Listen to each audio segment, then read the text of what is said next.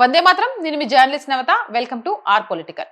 2013లో మన్మోహన్ సింగ్ ప్రభుత్వం ఉన్నప్పుడు అంతర్జాతీయ మార్కెట్లో క్రూడ్ ధర బాగా పెరిగి ధర బ్యారెల్ కి 100 నుంచి 130 రూపాయల మధ్యలో ఊగిసలాడేది.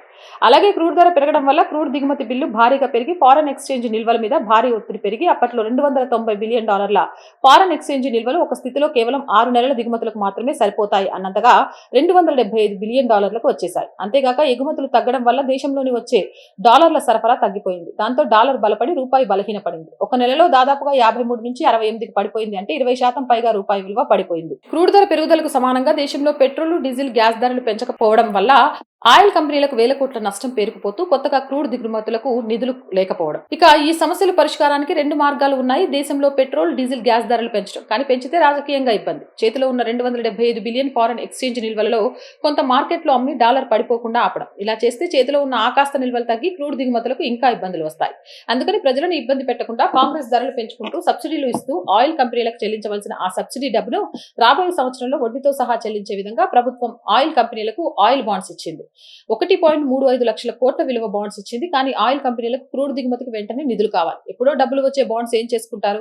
అందుకని ఆ బాండ్స్ భారీ బడ్జెట్ కి అంటే తక్కువ రేట్ కి మార్కెట్ లో అమ్మేసుకుని నిధులు సమకూర్చుకున్నా ఇంకా చాలక ఆయిల్ కంపెనీలు మార్కెట్ లో ఎక్కువ వడ్డీలకు అప్పులు తెచ్చుకున్నారు. అవి 2013 చివరికి సుమారు 1.40 లక్షల కోట్లకు చేరింది. అంటే ఒకవేళ ఆయిల్ బాండ్స్ ప్రభుత్వం తిరిగి చెల్లించినా ఆ డబ్బులు ఆయిల్ బాండ్స్ ఎవరి చేతిలో ఉన్నాయో వాళ్ళకే వస్తాయి, కానీ ఆయిల్ కంపెనీలకు కాదు. అంటే ఇక్కడ ప్రభుత్వం ఇబ్బంది పడకుండా, ప్రజలను ఇబ్బంది పెట్టకుండా రాబోయే ప్రభుత్వాలు వడ్డీతో చెల్లించేలాగా 1.35 లక్షల కోట్లు అప్పు చేసిందన్నమాట.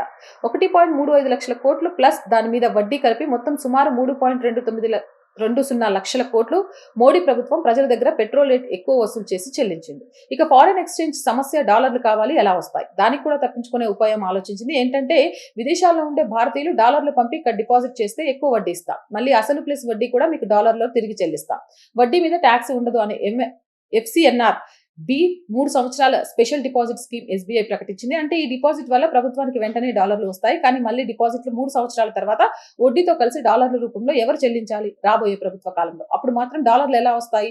అది కొత్త ప్రభుత్వం తలనొప్పి. కానీ ప్రస్తుతానికి డాలర్ రేట్ పడకుండా ఆగిపోతుంది కదా. అలా సేకరించిన డిపాజిట్ మొత్తాలు $34 బిలియన్. ఈ డిపాజిట్లు వడ్డీతో కలిసి మళ్ళీ డాలర్లలో చెల్లించవలసిన బాధ్యత 2016లో మోదీ ప్రభుత్వం మీద పడింది. 2016 ఈ బాండ్స్ మెచ్యూర్ అయ్యాక కొన్ని సాధారణ వడ్డీ రేటుకి రెన్యూ చేసుకోగా మిగతా $26 బిలియన్ ఫారెన్ ఎక్స్చేంజ్ మోడీ ప్రభుత్వం టైంలో చెల్లించి డాలర్ రేట్ మీద ఒత్తిడి భరించింది. అప్పట్లో మోడీ వచ్చిన కొత్తలో డాలర్ల ప్రవాహం దేశంలోకి బాగుండడం వల్ల ఈ డిపాజిట్ మొత్తం $26 బిలియన్ మళ్ళీ చెల్లించిన డాలర్ రేటు అకస్మాత్తుగా పెరిగిపోలేదు. అంటే మన్మోహన్ ప్రభుత్వం చేతిలో 2 పెద్ద సమస్యలు ఉంటే 2 రాబోయే ప్రభుత్వాలకు ట్రాన్స్ఫర్ చేసి పెట్రోల్, డీజిల్ చవకగా ఇచ్చేసామని పేరు కొట్టేశారు. అదనమాట అసలు సంగతి. జై హింద్, జై భారత్. అండ్ మోర్ వీడియోస్ కోసం our group of channels, our voice, our political, our సంస్కృతి 3 మన channels. So please subscribe our channels.